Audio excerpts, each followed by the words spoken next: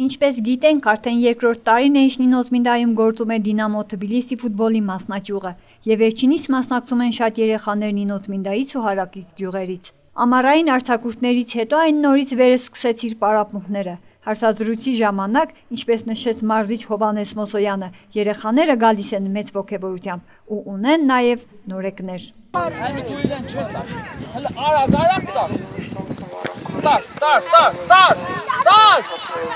Արդեն 5 օր է սկսել ենք պարապմունքները,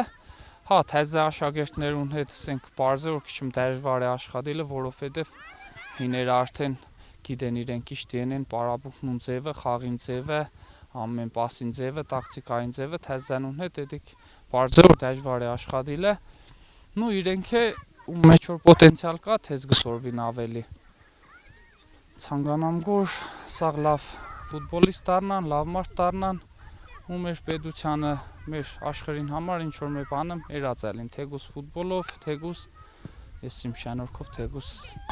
ինչ նոր կյանքին գվերաբերվի։ Հա, հեսքիչներով ամեն ամիս իրենք պարտադիր մի անգամ գուքամ մեզի կեստուգեն, ինչ որ թեզե բանամ գսորվեսնեն,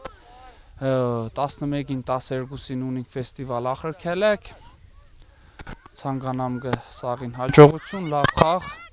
ու գոյնա ամեն տեղեն մեր ռեգիոնեն, մեր հոգի, մեր հոգի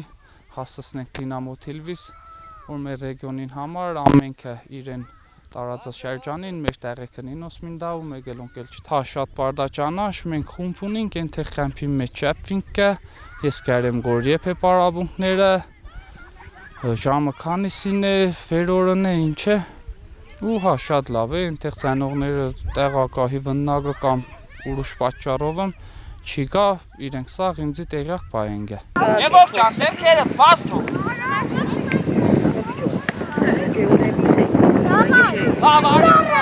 Փոքրիկ ֆուտբոլիստներին ոչինչ չի խանգարում ժամանակին հաճախել մարզադաշտ։ Գնդակը դարձել է նրանց առօրյայի մի մասը, իսկ պարապմունքների ընթացքին ու երեխաների գրանցած հաջողություններին մեր լրատվականը միշտ հետևողական է։